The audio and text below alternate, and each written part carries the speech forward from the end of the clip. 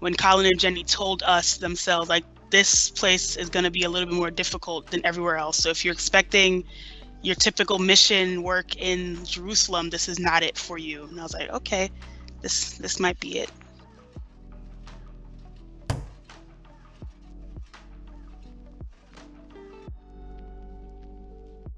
I found myself becoming less concerned about the fact that this is the official site of where, Jesus touched the wall one time on the way up, and more concerned about, like, what does the story of Jesus tell us and how can we treat other people better? And so, like, I had to wrestle with, like, my American privilege in the JWB, because before that, I was under the assumption that I had no privilege whatsoever because I was, like, a Black woman. I was like, I am doubly oppressed. There's nothing for me to really, like, see as privilege. And, like, going to the JWB really honed in the fact that, nope, I have privilege because I'm American, I'm cisgender, like, but all those conversations didn't really click until I realized, like, I'm an American with a blue passport who can travel across the border whenever I really want to. And that was a privilege that none of my hosts, parents, siblings, none of them could actually do.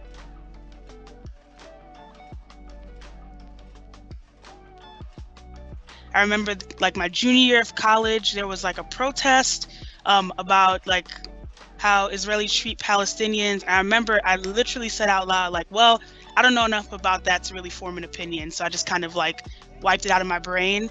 And, like, in the middle of my year in the JWB, I remember that. And I was like, well, now I know a lot more about it. So now I can, like, talk about it, and, like, just bringing that back.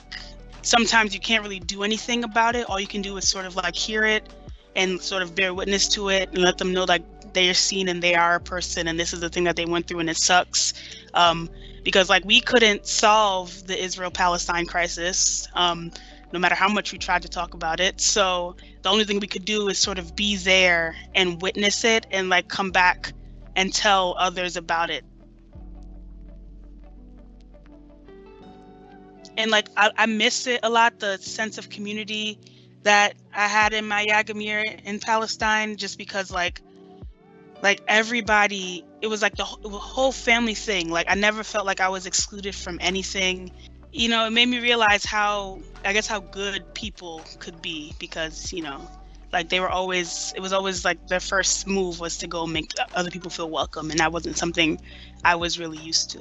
We're so used to doing things, like, at the end of the day, for ourselves and for our own sort of, like, ultimate happiness. And for them, like, that's not the thing. Like, sure, you can be happy, but if the group is not doing well, then you're not doing well, and that's not a real thing that we have a great, like, handle on. It's an amazing opportunity to really learn more, not only about a global perspective, but also more about yourself. Even though when I first heard of it, I was like, oh, this will be something to do after I graduate if I don't have anything to do. It really became like a, no, you were supposed to be here type of thing. And now I can't even, like, imagine what I would have been doing if I didn't decide to apply and to go. So